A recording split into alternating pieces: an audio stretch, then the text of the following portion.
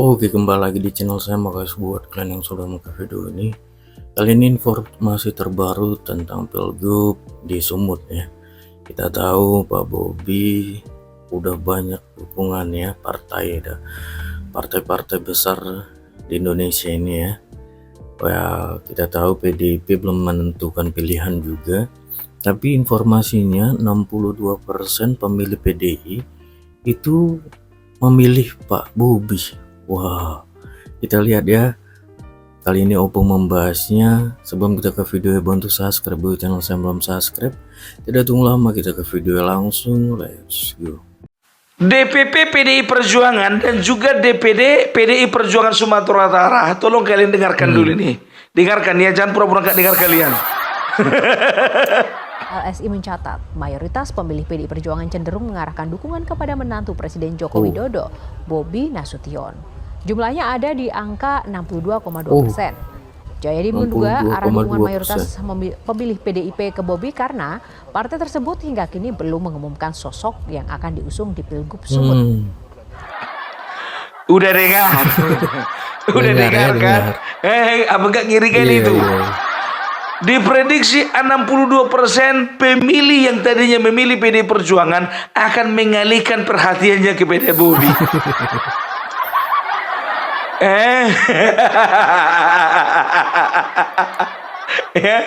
Ya, gimana pertanggungjawaban kalian ini? Ya, enggak aja. Sementara tahu kalian, Bobi dengan 7 partai koalisinya itu nggak akan mungkin bisa talok kalian melawan. Ini ditambah pula katanya separuh lebih suara dari PDIP akan mendukung Bobi. Jadi apa lagi sama kalian? Tinggal sisa-sisa ampas-ampas. Alah, memanglah orang gini bah. Memang betul ya kan, kata wakil ketua DPD Sumatera Utara Aswan kalau nggak salah, dia mengatakan bahwasanya nggak akan mungkin lah kader PDIP itu memilih Bobi Nasution, nggak mungkin kecuali kalau pemilih yang lainnya. Biar tahu kok kemarin itu yang milih PDIP itu nggak semua kader. Nggak semua kader. Dalam tanda kutip terpaksanya itu pilih PDIP. Karena apa? Karena calegnya mereka kenal, yang adalah tulangnya, adalah amang burunya, adalah bapak tuanya, adalah tulangnya, burunya, ada juga dongan sahuta. Tapi ini bukan milih caleg, ini milih gubernur. Aduh, logis kalau ku bilang ya. Dan juga dikatakan alasannya tadi karena sampai sekarang PDIP belum menentukan siapa calon gubernurnya. Kok makin lama makin pelin-pelan kalian? Sebentar Edi, sebentar Nixon. Sebentar Nixon, sebentar Edi. Memang betul dari elektabilitas Edi Rahmayadi berada di posisi kedua, ya kan? Nixon kalau nggak salah itu berada di posisi terakhir lah, kan begitu. Yang jadi masalahnya walaupun elektabilitasmu tinggi, Edi, ya kan? Ini untuk Edi lah dulu, maaf lah dulu ya. Tapi kalau kau nggak dipilih kasihan juga nasibmu. Dan juga untuk Bapak Nixon dan Bapak, maaflah dulu Pak, kalau memang sempat PDIP mengalihkan perhatiannya dan juga lebih tertarik kepada Edi Rahmayadi, kasihan kalilah nasib Pak. Cemana mau dibilang, kami tolong nggak tertolong lagi. Kecuali ada dua ya, kecuali nih ini untuk PDIP nih. Mungkin PDIP lagi mikir-mikir ini, siapa kira-kira ini calon yang lebih menggigit. Itu Edi, tapi kader sendiri itu Nixon, ya kan? Kalau ku bilang sama kalian, kalau mau kalian gandeng Edi boleh, dengan catatan wakilnya si Nixon. Itu baru tepatnya, masuk akal dari Opung. Itu kan aja, satukan aja, kenapa rupanya? Atau Nixon juga boleh, ya kan? Kalian jadikan kader untuk jadi calon gubernur. Tapi kalian harus kerja keras, konsolidasi di setiap kabupaten yang ada di Sumatera Utara. bangun kekuatan, bangun kepercayaan publik. Kurasa kalau Sumatera Utara jujur saja lah, untuk PDI Perjuangan itu gak masalah mereka siapa partainya, yang penting siapa calonnya. Apalagi kan sekarang kan memang betul elektabilitasnya si Edi itu memang lagi bagus, lagi tinggi. Tapi apa prestasi? Enggak imbang, enggak tegak lurus antara prestasi dengan elektabilitas.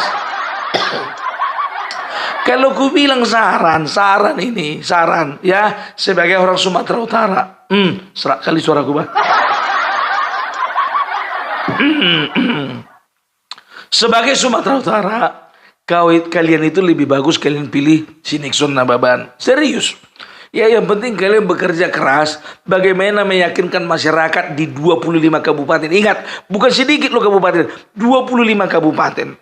Begitu loh, biar seru pertarungan ini. Malu kalian, masa kalian usung yang bukan kader sendiri.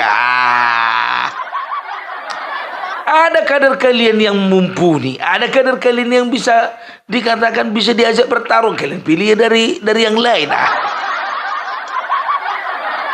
Itu dia, tapi suka-suka kalian lah, bukan suka-suka aku kan.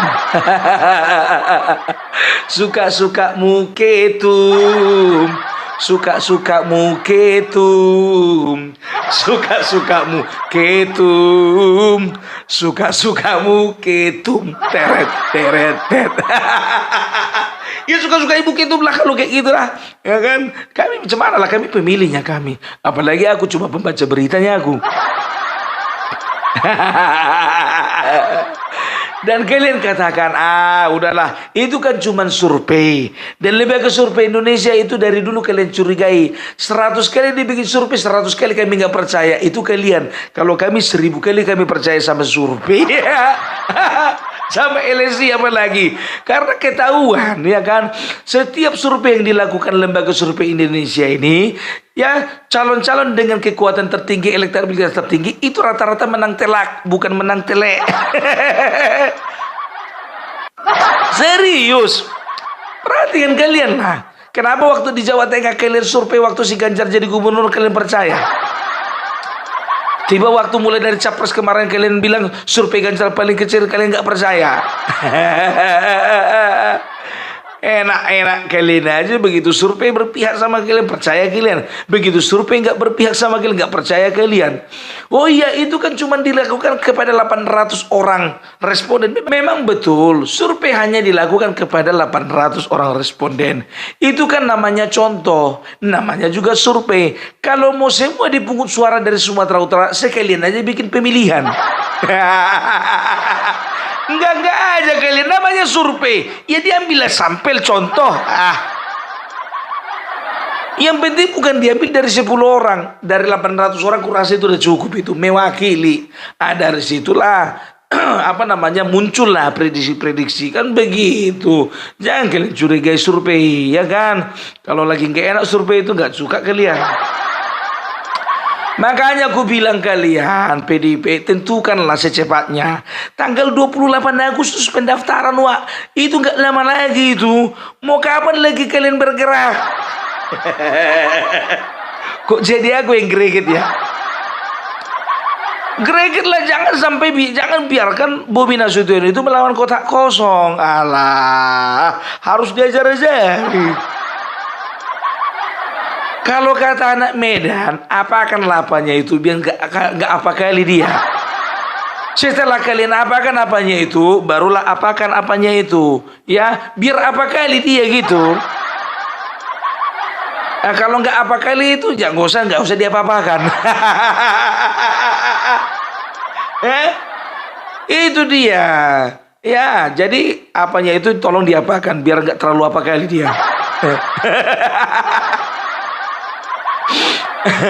Medan ini bro. Ya, ini jadi PR besar. Kenapa aku bilang sorry dulu, balik lagi tadi kepada Nixon Nababan, ya kan. Jujur saja, aku nggak ada di endorse sama si Nixon, nggak ada urusanku sama dia. Ya, aku cuma melihat situasi di lapangan, ya kan. Memang betul, ya. Ini situasi genting ini. Di antara keduanya ini lagi jantungan ini. Manalah ketua kami, kata si Nixon. Awak ada kadernya di sini, dipilih anak kampung lain. Maunya yang kalian dukung itu Akamsi, anak kampung sini. Ini yang kalian dukung yang lain-lain. Atau PS sekalian, pemuda setempat.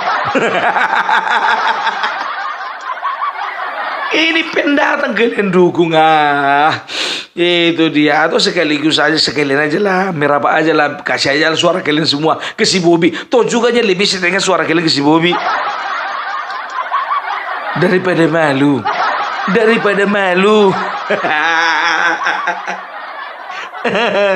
Aduh, tapi itulah dia ya. Aku mau nanya dulu, itu Pak Edi, bendera kemarin yang disuruh turunkan itu udah diturunkan?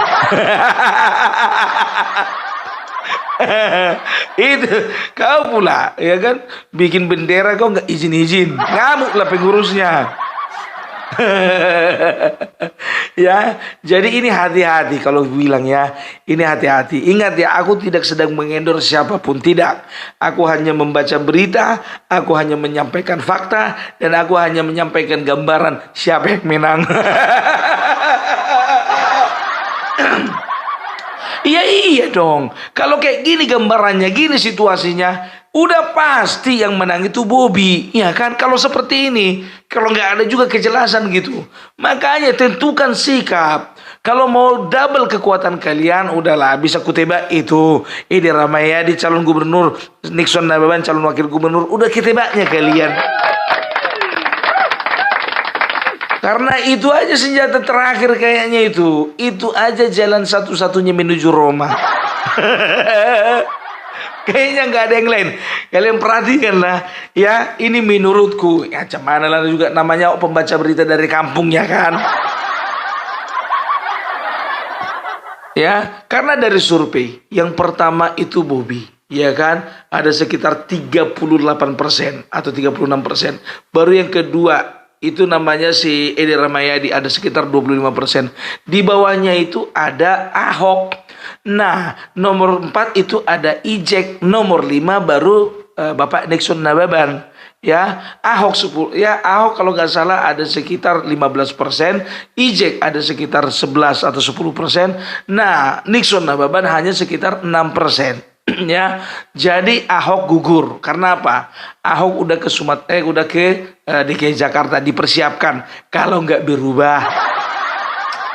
Ya kan, kalau nggak berubah lagi, ya kan, itu dia dipersiapkan di DKI Jakarta. Setelah itu, Ijek tidak akan mungkin. Karena apa? Karena dia sudah memajukan kadernya, yaitu Pak Surya, untuk menjadi wakilnya Bobi. Nah, Ahok gugur, Ijek gugur, jadi tinggal 3, kan begitu.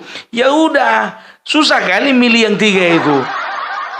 Kalau nggak Bobi ya Edi, kalau nggak Edi ya Nixon. Ya udah, kalau mau menang ya pilih Edi. Dengan wakilnya Nixon, ya kan gitu, biar pertarungannya lebih seru. 25% tambah 6% berapa? 31. Iya kan? Itu dia. Tapi yakin aku kalau sempat ini. Tapi ini bahaya, ada bahayanya. Kenapa bilang? Kalau sempat ini dengarkan kalian. Kalau sempat gubernurnya Edi, wakilnya Nixon Nababan, pemilih-pemilih kerasnya Nixon Nababan tidak akan mau memilih ke situ lagi. Karena apa? Wakilnya rupanya si Nixon, bukannya gubernurnya. Sama kayak pemilih-pemilihnya si Sihar Sitorus kemarin sama si Jarot, ya kan? Ya masa wakilnya pemuda setempat, gubernurnya tenaga kerja asing. Bukan membeda-bedakan, kita semua sama. Tapi kan ini kan berbicara konteks Sumatera Utara, kan begitu. Maunya orang Sumatera Utara lah kepalanya. Masa orang Sumatera Utara wakilnya jadi batu kau dibikin. Dilema ini, dilema. Jadi kalau aku bilang ini salah satu dilema juga sama sama PD Perjuangan. Kalau Edi, ya kan bisa dikatakan surveinya tinggi, ya kan, survei tinggi. Setelah itu, tapi dia bukan kader sendiri, ya kan. Kalau misalnya terus setelah itu kalau dipilih nanti pemilih-pemilihnya si Nixon ini bakal nggak mau pilih lagi karena itu sudah pengalaman di periode yang kemarin waktu Jarod di sana kan begitu. Tapi kalau Nixon Nababan dimajukan contohnya, Edi jadi wakilnya, itu kurasa nggak mungkin. Itu si Edi itu tinggi gengsinya itu, Wak. Mana mau jadi wakil itu. Perhatikanlah. Kalau Pak Nixon jujur saja mungkin masih lah dengan segala kerendahan masih maulah jadi wakil, ya kan begitu. Tapi kalau Edi katanya mana mungkin, nggak pernah namanya incumbent atau misalnya mantan gubernur menjadi mencalonkan diri jadi wakil gubernur, nggak pernah ada sejarahnya begitu. Karena bicara harkat dan martabat. Jadi bingung sekarang PDIP ini sekarang. Serius, bingung dia.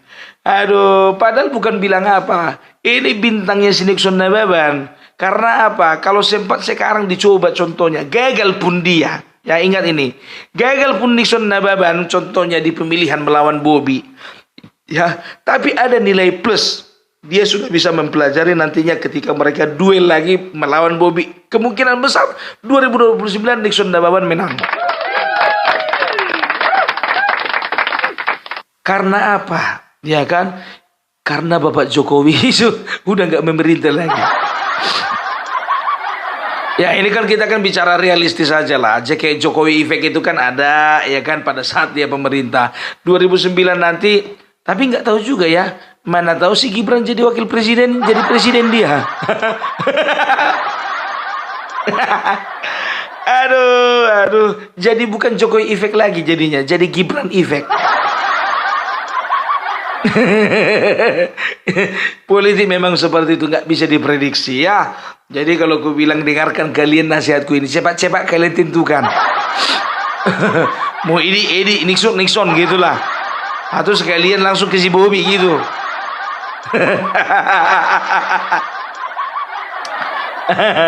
Oke lah ya kalau kayak gitu ya. Jadi kupesankan sama kalian ya, untuk teman-temanku, saudara-saudaraku yang ada di Sumatera Utara, ingat ya, selalu pilihan kita tetap kepada Akamsi, anak kampung sini, atau PS, pemuda setempat. jangan kalian pilih Pangarato. Itu dia. Udah saatnya lah, ya kan? Udah saatnya kita itu menjadi menjadi pemimpin di kampung sendiri. Oke lah dulu kalau kayak gitu ya. Itu dulu dari Opung Parbelak. Salam Parbelak. Salam NKRI harga mati. Elektabilitas menantu Presiden Joko Widodo, Bobi Nasution, melampaui lawan-lawannya dalam survei yang dilakukan Lembaga Survei Indonesia atau LSI. Elektabilitas Bobi unggul dalam simulasi terbuka atau top of mind dan semi terbuka 23 nama. Dalam simulasi top of mind, Bobi unggul dengan elektabilitas sebesar 34,2%. Di peringkat kedua ada Gubernur Petahana Edi Rahmayadi dengan elektabilitas sebesar 15,1%. Dan sementara dalam simulasi 23 nama pemirsa, Bobi unggul dengan elektabilitas 41,2%. Sedangkan Edi mencatat elektabilitas 21,1%. Survei LSI dilakukan terhadap 800 responden yang merupakan warga Sumut dan dilakukan periode 7 hingga 17 Juli 2024. Direktur Eksekutif LSI, Jayadi Hanan, juga menyampaikan selain Bobi dan Edi, ada nama mantan Wakil Gubernur Sumut, Musa Rajeksyah atau Ijek, yang menempati posisi ketiga. Lalu disusul oleh Basuki Cahayapurnama atau Ahok yang namanya bertengger di posisi keempat. Dari survei diketahui bahwa pemilih di Sumut disebut cenderung tidak mengubah pilihannya atau pemilih loyal, yakni 70% pemilih Bobi adalah pemilih loyal. Pertama, saya bisa memberikan kesempatan. Ini mengkonfirmasi lagi yang di depan tadi bahwa walaupun sudah ada yang unggul, tapi tampaknya peta masih cukup cair ke depan. Nah kalau kita cek masing-masing, terutama dua nama teratas, yaitu Bobi lawan Edi Rahmayadi, dua nama ini memang masing-masing punya pendukung loyal. Jadi di antara pemilih yang sudah mendukung mereka, itu ada 70-an% masing-masing pemilih loyal. Hasil survei Lembaga Survei Indonesia atau LSI menemukan mayoritas pemilih PDIP cenderung mengarahkan dukungannya kepada Bobi Nasution. Ya, jumlahnya bahkan jauh melampaui calon yang diusung PDI Perjuangan. Selain survei elektabilitas, LSI juga merilis arah dukungan para pemilih partai dalam simulasi pemilihan gubernur atau Pilgub Sumatera Utara 2024. LSI mencatat mayoritas pemilih PDI Perjuangan cenderung mengarahkan dukungan kepada menantu Presiden Joko Widodo, Bobi Nasution. Jumlahnya ada di angka 62,2%. Jayadi menduga arah dukungan mayoritas pemilih PDIP ke Bobi karena partai tersebut hingga kini belum mengumumkan sosok yang akan diusung di Pilgub Sumut. Survei LSI dilakukan terhadap 800 responden warga Sumut yang sudah memiliki hak pilih. Survei dilakukan pada periode 7 hingga 17 Juli 2024.